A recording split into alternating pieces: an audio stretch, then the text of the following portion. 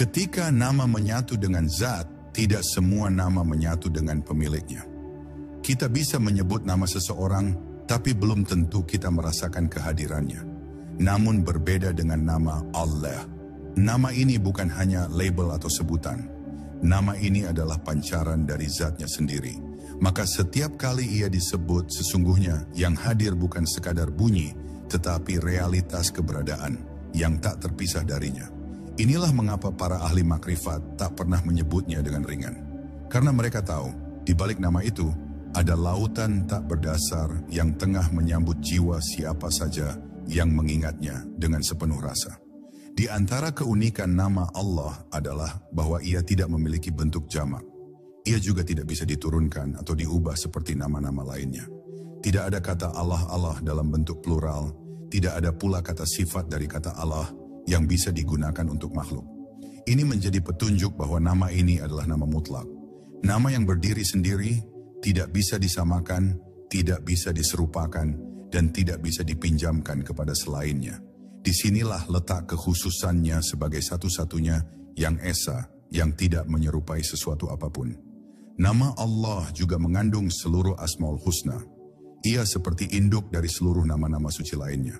Ketika seorang hamba menyebut Allah, sejatinya ia sedang menyebut pula Ar-Rahman, Ar-Rahim, Al-Quddus, Al-Hayy, dan semua nama-nama lain yang menjadi sifat darinya. Maka dalam satu lafaz, terkandung samudra, makna yang begitu luas, tak terhingga dan tak terjangkau oleh pemikiran biasa. Oleh karena itu, mereka yang telah mengenal kedalaman nama ini, tidak lagi tergoda untuk mencari sebutan lain.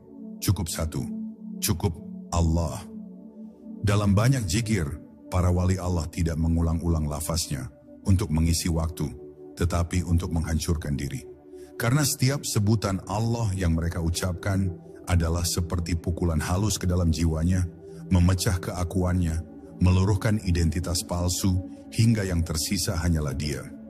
Itulah mengapa zikir mereka bukan rutinitas, melainkan perjalanan kembali. Setiap lafaz adalah langkah, setiap getaran suara adalah tangga menuju ketiadaan, tempat yang hanya bisa dihuni oleh Dia yang Maha Ada. Ada pula rahasia besar dalam cara lafaz Allah diucapkan. Coba perhatikan, huruf awalnya keluar dari tenggorokan bagian dalam, alif, lalu lidah bergerak menyentuh langit-langit, lam, dan akhirnya berakhir di hembusan nafas lembut, ha. Ini bukan sekadar struktur fonetik, tetapi perjalanan dari dalam keluar, dari batin menuju lisan, lalu kembali lagi ke batin yang lebih dalam. Suaranya berasal dari kedalaman ruh, keluar sebagai zikir, lalu kembali sebagai keheningan. Itulah sirkulasi spiritual dalam satu nama. Nama Allah juga tidak bisa disebut tanpa napas. Bahkan jika engkau diam pun, selama engkau bernafas, engkau seperti tetap menyebutnya.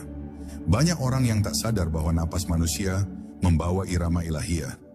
Hembusan masuk seperti alif, tahan di dada seperti lam, dan keluar lembut seperti ha.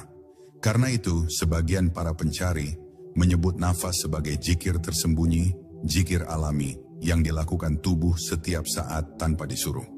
Maka tak heran jika mereka yang telah sampai pada penghayatan rasa akan diam dalam zikir napas, sebab mereka tahu bahwa namanya tetap mengalir tanpa suara. Mereka yang telah mencapai makrifat nama, tak lagi sekadar menyebut Allah, tetapi hidup di dalamnya. Mereka bernafas dengan namanya, berjalan dalam kesadarannya, dan lenyap dalam kehadirannya. Nama itu bukan lagi sesuatu yang terpisah di lidah atau kepala, melainkan menyatu dengan detak jantung dan getaran rasa. Dan inilah puncak dari ilmu tersembunyi itu. Ketika nama Allah tak lagi diucap oleh lisan, tapi berdetak bersama darah, dan berdenyut dalam setiap denyut nadi jiwa yang sadar akan siapa dirinya di hadapannya.